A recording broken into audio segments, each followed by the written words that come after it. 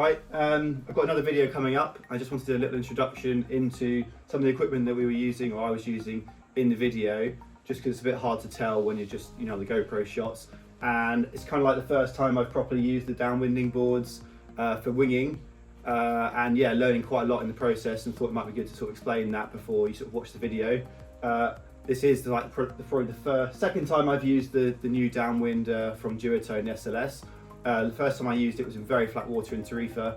There was no waves, but here we're at Hayling on sandbar, and they were sort of like up to sort of shoulder high waves, rolling swell, which was amazing fun. But I just wanted to sort of like give an insight into what I kind of found.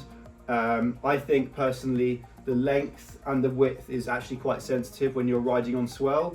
If you're just using a downwinding board for winging, these boards are incredible. Like, it was probably 5 knots when we turned up. It was pretty much glassy.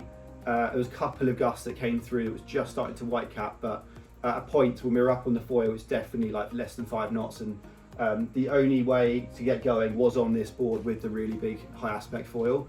I was on the 7-meter D-Lab Ventus, which is obviously a light wind specific wing. I'm really pleased I have that now. Like, that got me on the water. I really didn't want to paddle that far out to the sandbar with a board and a foil. I wanted to go winging. It's a lot easier. I spent almost 2 hours in the water, and this made it possible.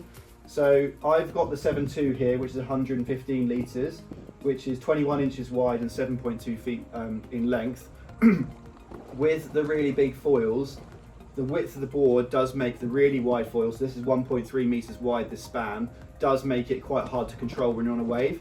I do have very little experience at the moment, but like, that is the bit that I think people are going to find difficult when they get into using these boards on waves. So I would go by what's recommended. I've taken this board into the shop because this is a board I'm going to demo to my customers, because the majority of my customers are a bit heavier than me, and we want to make sure that they have a good time and they get up and use it, because most of my customers aren't going to be using it for tuck foiling. They're going to be using it for downwind, for winging, sorry, light wind winging. But yeah, I think in hindsight, if I was buying just for me, I would go quite a bit smaller, especially if I was just using it for winging, especially on waves. So there's 2 sizes smaller than this board, so it is well worth having a think about and giving us a call if you want to chat about the size for you. But if you're using it just for flat water light wind winging, there's no harm in going big. You want a long board, you want a board that's lots of buoyancy, so you can pump it and get it up going in very, very light winds. But yeah, so we're using the 1595 super high aspect glide, the new one. So this is the second biggest one that they now do. It's very wide and you do feel it whilst you're riding, but my God, it's really efficient. It comes up so easily in very, very little wind. It's just getting that track position right. So when you do come up, you're then not getting that continuing lift when you're going down the wave. If anything, you want to go further back. So as it builds up speed, you can lean on the front and really use that for speed and start turning. But yeah, these are amazing, and they are all modular with the existing aluminium, or if you've got the Fanatic carbon fuselages. This is the 2.0 sort of series. Not 2.0, sorry, that's wrong, that's with carve. But it's the modular system, not the new D-Lab system, so that fits on. I was also using the standard carbon mast, so I was using the 90. I personally think maybe a shorter mast, maybe an 82, would have been better.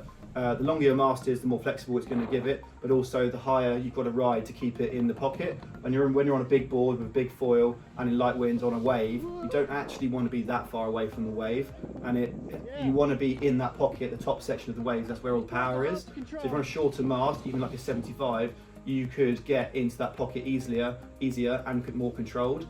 So I think in hindsight, probably be on an 82. But you definitely want to be using it. It's really recommended you only use the standard carbon mast or aluminium when you're using these size foils. The Team Series, it's not necessarily to do with like strength, it's more actually performance. You want a stiffer mast so it doesn't twist. The Team Series mast, or the new D-Lab, is much softer and will flex, and that you will feel that, and it will make it harder for you to foil. So before I get onto the next board that I use, just going to watch a few waves. You can see that I'm like maybe outrunning the wave a little bit, and that's why I'm having to pump.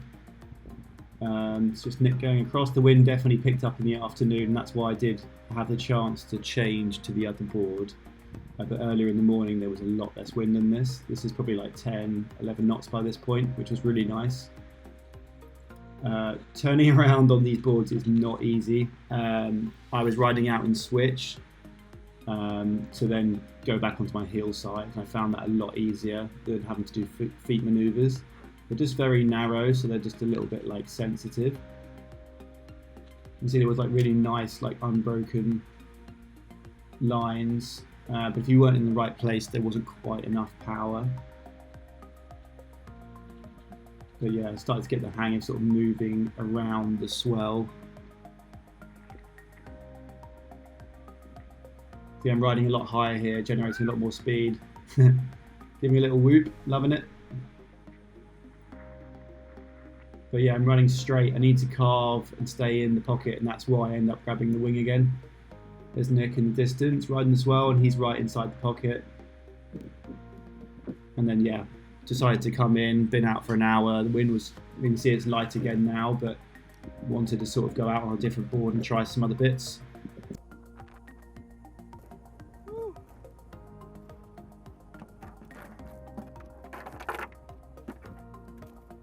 The reason I got this one here is because halfway through the video, this is last year's downwinding board, and again, these boards are technically meant to be just sup foiling boards. So that is maybe the slight downside of this board. It's got like a drop deck, which was quite uncomfortable to climb onto. But I really wanted to get an understanding of the length and the width difference when using the same foil on the waves. And half through the video, I changed to this, and actually, like, although it was really hard to get it up in comparison to the purple newer downwind, which is narrower and longer, so you do need more wind to use this. Is definitely this sort of size board and this width board definitely won't work in as light winds. I think more like 10 knots, whereas 5 knots on the other one, like as a rough guide. But the shortness for my body weight and my sort of like, I guess, ability, the shortness and the width gave me more control over the foil, and I was able to start to be a bit more aggressive with my turning. But I did also have more experience having done an hour's worth on that board. So like, it's interesting. I think go with the recommended weights on the Duotone website. I've just had a look, and I should technically be on the smallest boards. That's 2 sizes smaller. I think if I was wave winging on the smallest version of that, that would have been what I wanted and what I was looking for. So I would have had the length and the width to get up, but then when I'm on the wave, I would have had the shortness of the board to be able to maneuver and not feel like I have this sort of long boat in front of me. When you're going down a wave, you kind of want to be in control. Yeah. Hope you like the video. I'm trying to think what else. Let me quickly go over my notes in case there's something. Track position, I've already said. Staying on top of the wave. The length is more critical when riding waves, not just trying to get up. So if you're just on flat water, a longer board doesn't really matter too much. So if you're using it just for light wind winging, that board is great. Width does help control the really wide spans of the board, because you kind of almost need to stagger your feet, but it's a bit more difficult on a narrow board. Shorter mast, keep in the pocket, and then yeah, we're using the 1595. Yeah, cool. Hope you like the video. Yeah, like first time on the way, so not doing anything that radical, but Nik, you can see Nik's riding in the background. He's really shredding and really got his got to grips on this board. We have tried a little bit, or Nik's tried a little bit of downwind sup foiling on this board, but my god, it is really difficult. Get your fitness up, yeah, and get the right foil basically, and then get the right size paddle. But yeah, cool. See you in a bit.